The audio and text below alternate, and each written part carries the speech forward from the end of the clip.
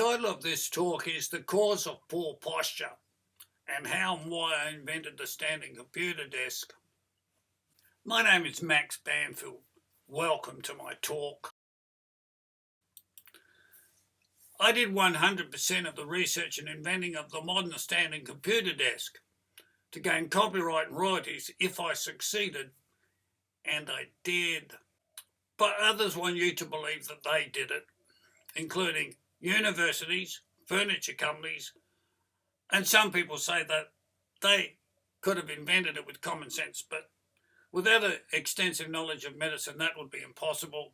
They could invent a tall kitchen table, but a standing computer desk is much more complicated than that. So I'll tell you why I invented it. It was because I had illnesses that my doctors and specialists couldn't explain or treat effectively. The main symptoms were chest pain, palpitations, breathlessness, faintness and fatigue. The cause was said to be anxiety or other types of mental illness because the symptoms were similar to those of anxiety, especially when there's no evidence of illness or disease. For example, heart specialist says there was nothing wrong with the heart. However, I noted other factors caused similar symptoms, such as vigorous exercise. I used to play a lot of sport when I was young. And adrenal disease of the adrenal glands could also cause similar symptoms. But after 5 years of research between 1975 and 1980, I concluded that leaning towards a desk was compressing the chest to cause chest pains, and my lungs to cause breathlessness, and many other symptoms such as faintness and fatigue. I discovered also that I had poor posture, which was contributing to the problem. So I began to wonder why I had poor posture. It was generally argued that it was due to sadness or depression, but I wasn't sad, so I looked for other factors. I found some old photos and recalled the illnesses I had as a child, and some of them contributed to that postural problem. For example, when I was 1 year old, I had a hernia. I fell out of my cot, so my mother told me, and this left a scar. The operation to treat it, to repair it. But also had another problem when I was about 12, which was appendicitis, and that leaves a similar scar. And they run parallel to each other, so they're called railway scars in the lower abdomen, two scars side by side, and I still have them today. So that's some indication I actually did have a hernia when I was 1. Between the age of 2 and 4, I had diphtheria, chickenpox and mumps and several other infectious illnesses that were quite common in those days for various reasons. And at some stage, I had all my early teeth removed. And from what I was told by a dentist, if you have them coming out naturally, one tooth comes out, another tooth replaces it, they grow in uniform way. But if you have all your teeth taken out by a dentist, the ones that grow back tend to grow back crowded, and you can see that my teeth are quite crowded, and at the back they're twisted about, they're not straight teeth. And when I was 5, I had measles, and that produced a number of problems. For example, the measles can spread to the brain and the meninges to cause meningitis, and they can also damage the eye muscles, which they did in my case, and they made me cross-eyed. The attempt was made to repair that damage with an operation, but it didn't work, so I had another operation on my eyes, and that didn't work, so I was provided with an eye patch over my good eye so that the other one would be encouraged to recover through activity, but that didn't work either, so I was prescribed glasses, and as you can see I'm still wearing glasses, and that's the reason. When I was 7, I had a photo taken, and it shows that I have glasses, and the lens in the left eye is stronger than the lens over the right eye, and so the left eye looks larger. And you can see that in the photos that I'll present.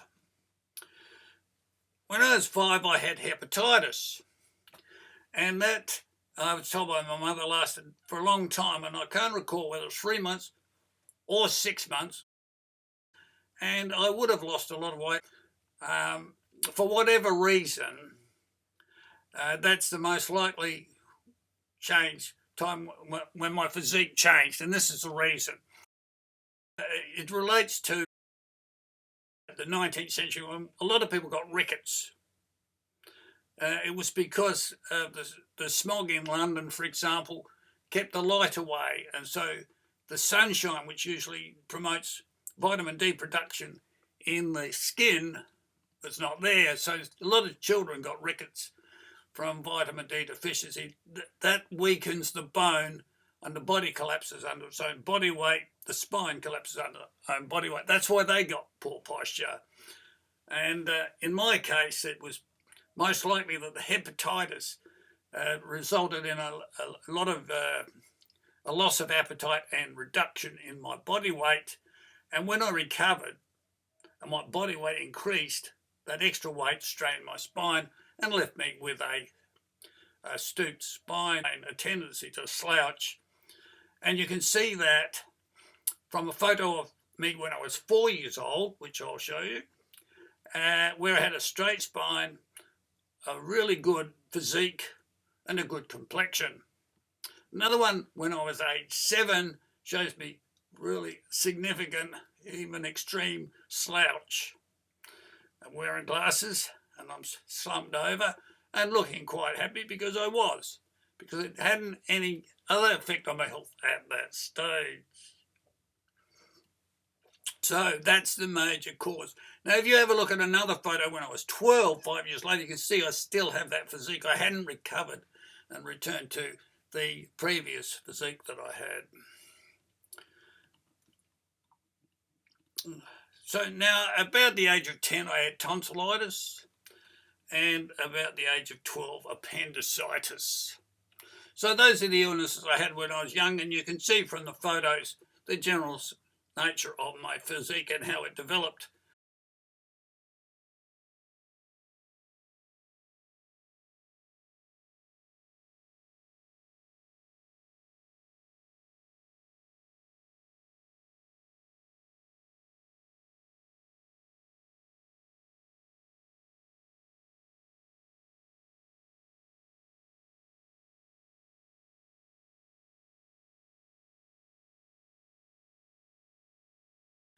I remained that way with that thin physique, quite healthy until I was about 19, when I grew the remainder and caught up to the losses in height, but not the other aspects of my physique. So now you know the real cause of poor posture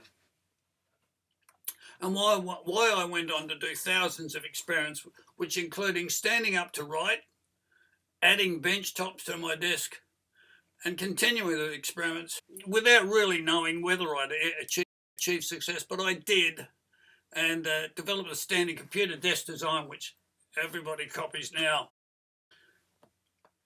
I published it in my book under copyright because I knew it would be useful to a lot of people, perhaps 300 million people, and it would be manufactured in the millions if anybody ever recognised it, but the universities weren't recognising it. They were still teaching the psychological theories, and so I basically stopped publishing.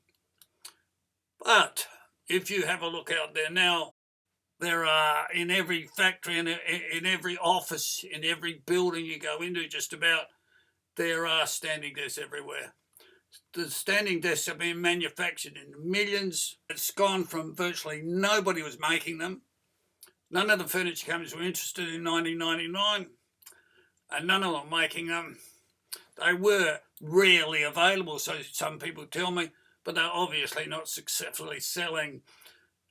One manufacturer told me, for example, he didn't want to make them because he had one in the showroom for a few years. Nobody bought it, so he put it out the back and he was going to send it away to the dump as junk. That was then.